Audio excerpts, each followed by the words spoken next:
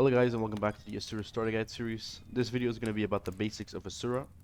Now I know my alt account isn't a complete freshie, with the reason being that I wouldn't be able to show you guys anything around the map without dropping from Stam, kind of like my main account. But to be fair, the account is pretty new, the stats aren't anything crazy, so let's get into it. Alright, so starting off with the basics, we're in the Trello, which you can find in the Asura Discord server under the channel Trello, but I'll also leave a link to it in my description. Starting off, this entire page can just be used for anything that you need.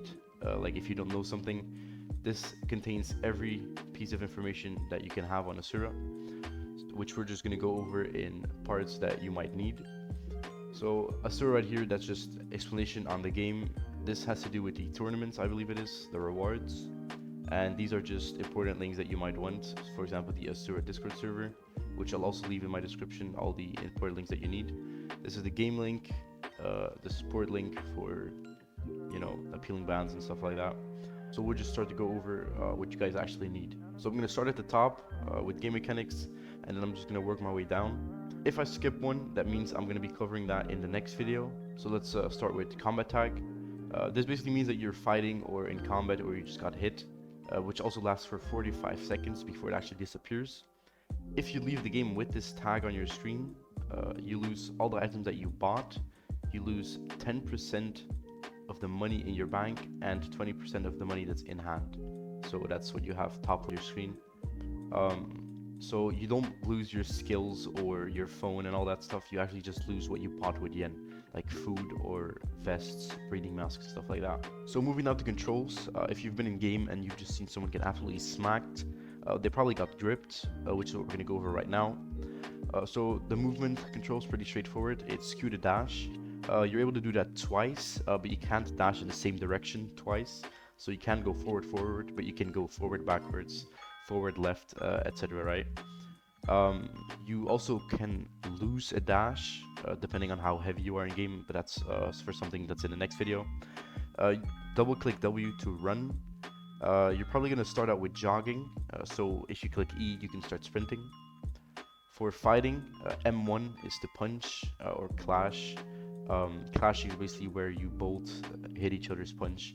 M2 is the block break. When someone is holding F or blocking, you can break their block. That's the red stuff that you see when you click M2. F is for blocking. Perfect blocking is the purple stuff that you see.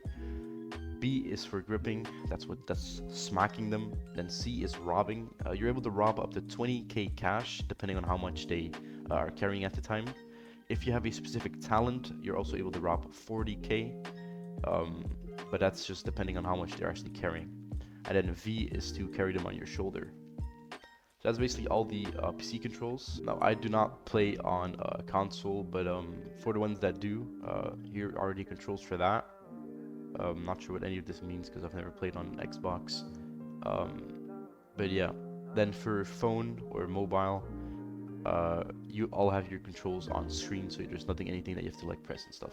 Then something that I'm going to be explaining in one of the next parts, which is auto macro. This is literally just where you go in game and it auto trains for you. I actually make a lot of videos. If you don't know me, I make a lot of videos on macros. There's also a free one because this one does in fact cost 1000 Robux. And moving on to the mentor system, this is basically something that you can do with your friends maybe, or someone that you meet.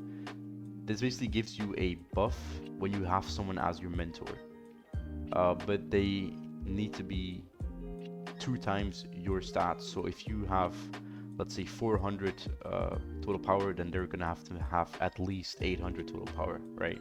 So they just need to be twice as strong as you.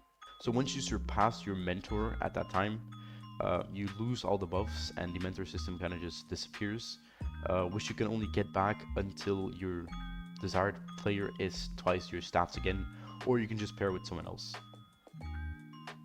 Leaving the mentorship program or system puts you on a pretty long cooldown, if I'm being honest. I think it was like 2 or something days, which is fairly long for something that's not used very often. You can also buy a reset cooldown, which means you don't have to wait for it. but that also costs money. So like I just said, it gives you like a buff. Being in a server with your mentor increases your stat gains by 10% on all stats, which is actually very good if you're just starting out, because you also have that percentage boost um, when you just start playing. And then obviously the last rule is that only the student gets the 10% gain.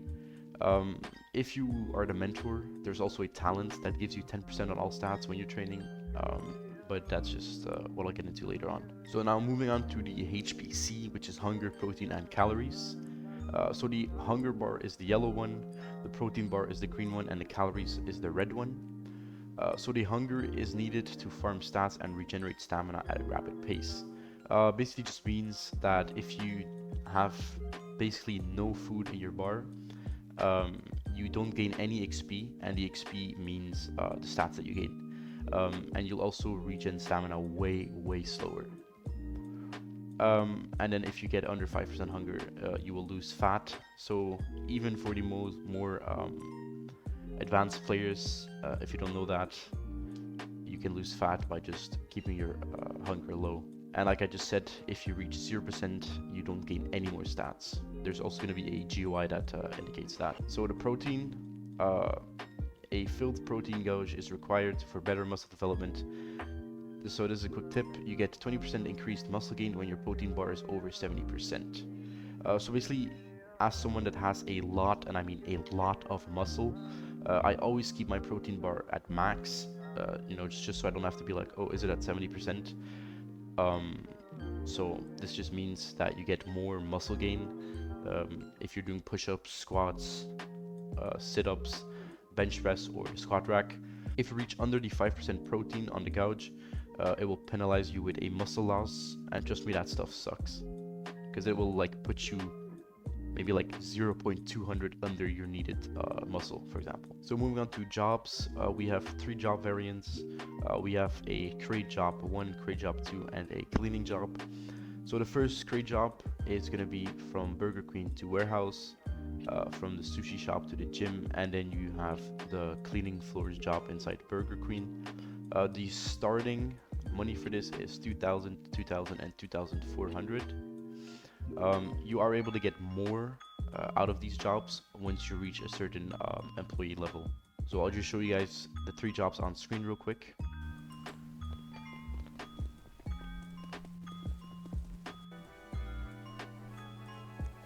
And then obviously, depending on the employee level that you have, I'll just show you how much I get on my main account because of my employee level. Now, arguably, the easiest way to get stats in Asura is the quests. Basically, quests reset every 24 hours, and it really depends on what you get. Like, you're able to get 3+ stats on every single stat, 6+ on every single stat, or maybe 10 or 5. It just really depends on what you get. There's a couple. There's push-ups, there's squats, sit-ups, taking the gangbase, doing jobs. I believe that's all of them around that. And then the weekend quests, basically during the weekend you get XP boosts and more drop rates, twice the drop rates for bosses and stuff. And you can also see that in the weekend quests, which means they give twice as much stats.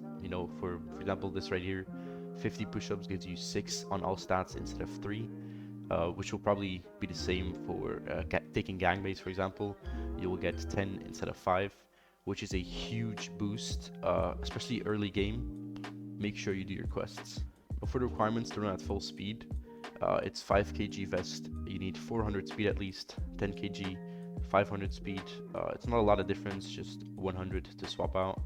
20 kg, 700 speed. The 40 kg vest requires you 1.5k speed, and then the 80 kg vest requires you 2000 speed.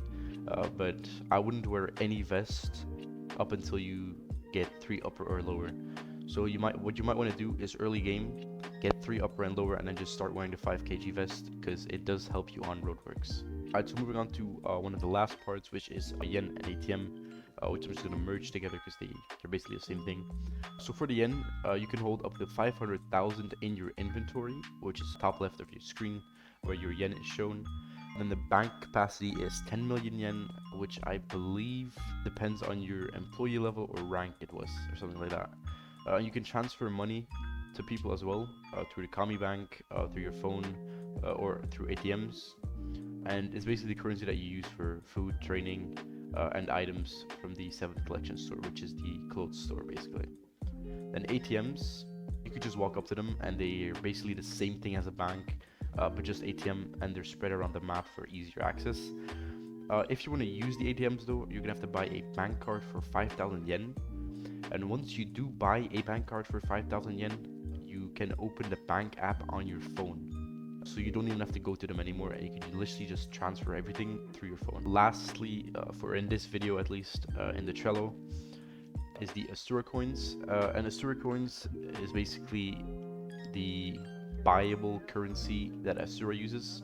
And AC is used for cosmetic items, for example, hair color, eye color, clan rerolls, face rerolls, marking rerolls and stuff like that, like talent deck, etc. And now for just some extra information on the money actually. If you send money, there is actually a 10% tax on the cash.